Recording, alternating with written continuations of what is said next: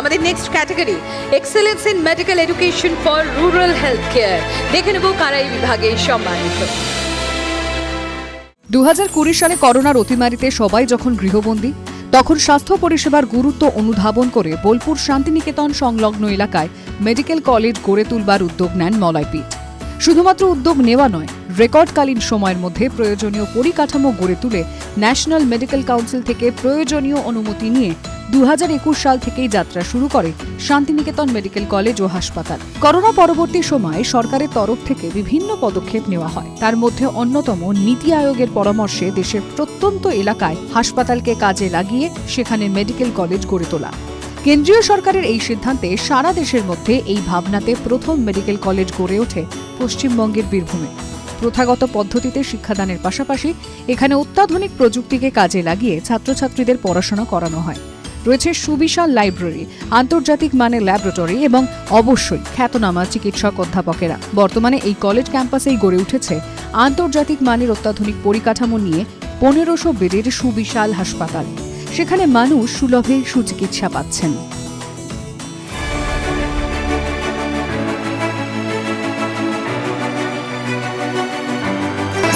Bangla Uttaran academic excellence honour 2026 excellence in medical education for rural health care বিভাগে সম্মানিত Santiniketan medical college and hospital. আমি মঞ্চে আসতে অনুরোধ করব mister Malaypith, president Santiniketan medical college.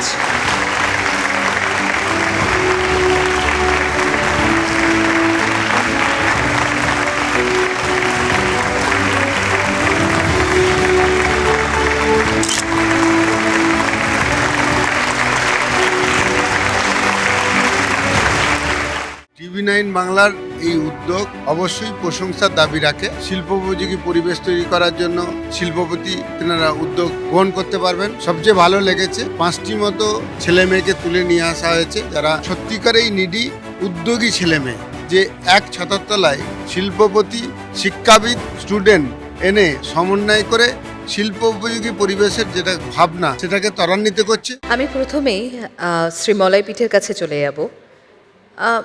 মলয়বাবু, AI, telemedicine, digital health, আমরা এখন এইসব নিয়েই আলোচনা করি। এটাই যুগ এখন। একজন ফিউচার ডক্টর কিভাবে নিজেকে প্রস্তুত করবে, কিভাবে ফিউচার ডক্টরকে প্রস্তুত করা হয়? এখন ফিউচার ডাক্তারের তৈরি করার ক্ষেত্রে আমাদের সবচেয়ে অগ্রণী ভূমিকা গ্রহণ করতে হবে সরকারকে। আমার যেটা ব্যক্তিগত মত সেটি হচ্ছে MBBS ভর্তি হওয়ার প্রথম দিন থেকেই যাতে তারা স্কিল হয়, এই জন্য এআই, ডিজিটাল হেলথ, টেলিমেডিসিন সম্বন্ধে একটা ধারণা দেওয়া এবং এগুলিকে প্রশিক্ষণ দেওয়া উচিত। কারণ টেলিমেডিসিনের মধ্য দিয়ে দূরত্বটাকে জিরো করে দেওয়া যাবে, যে কোনো ডিস্টেন্স থেকে ট্রিটমেন্ট করা সম্ভব।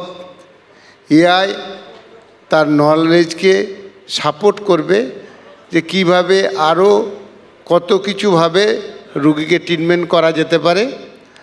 আর হেলথ, ডিজিটাল হেলথ, এক্ষেত্রে ডকুমেন্ট রেডি করতে সবসময় তাকে হেল্প করবে। অতএব এগুলি প্রথম দিন থেকেই খুব প্রয়োজন বলে আমি ব্যক্তিগতভাবে মনে করি।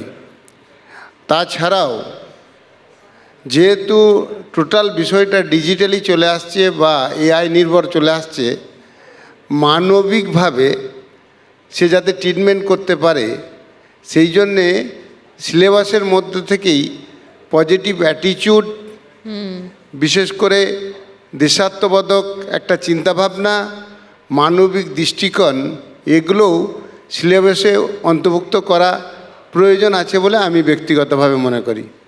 পেশেন্ট সেন্ট্রিক কেয়ার মানে পার্টিকুলারলি একজন ইন্ডিভিজুয়াল পেশেন্টের জন্য কী ধরনের কেয়ার দরকার, এই যে ব্যালেন্সটা, সেই ব্যালেন্সটা কিভাবে বজায় রাখা যায়? দেখুন, ডাক্তারবাবু শিখলো, ডাক্তারবাবু ট্রিটমেন্ট করলো, এই জায়গায় সীমাবদ্ধ করলে মানুষ কিন্তু পরিষেবা পাবে না। আমরা শান্তিনিকেতন মেডিকেল কলেজ এবং হসপিটালের তরফ থেকে ত্রিপুরাতে শুরু করেছি, এখানে স্টেট গভর্নমেন্টের সঙ্গে কথা বলে শুরু করব। প্রতিটি গ্রামে একজন করে এআই মা তৈরি করব। এআই মা মিনস হচ্ছে তার কাছে ট্যাব থাকবে, গ্রামের যে কোনো মানুষ যখন ডাক্তার দেখানোর কথা বলবে ট্যাব নিয়ে চলে যাবে এবং টেলিমেডিসিন সেই জায়গা থেকে তাকে প্রযুক্তিগত এবং মানবিক দিকটা হেল্প করবে। এআই মা তার রোজগারের জায়গা কোথা থেকে?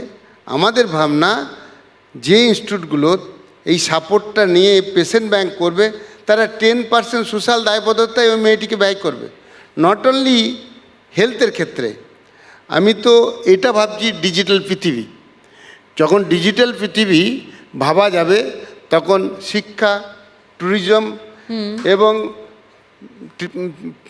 বিভিন্ন ধরনের মার্কেটিং সমস্তটাই ওই এআই মায়ের দিয়ে সম্ভব। এবার ওই 10% টাকাটা যদি প্রত্যেকে দেয় সোশ্যাল দায়বদ্ধতায় বা তার সুবিধা হচ্ছে বলে, তাহলে এআই মায়ের রোজগারের দিকটা কোনো অসুবিধা হবে না। আর যেহেতু ডিজিটালি ট্রেনিং চলছে সেই জন্য এর কস্ট এমন কিছু বেশি নেই, সেটা আমরা আমাদের জায়গা থেকে দিয়ে দিতে পারছি।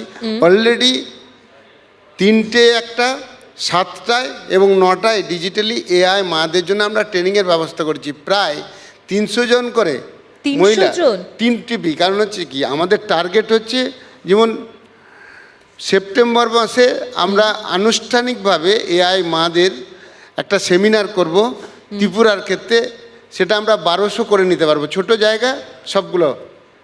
এবার ওয়েস্ট বেঙ্গলের ক্ষেত্রে কতটা পারবো সেটা গভর্নমেন্টের সঙ্গে কথা না বলে বলতে পারবো না।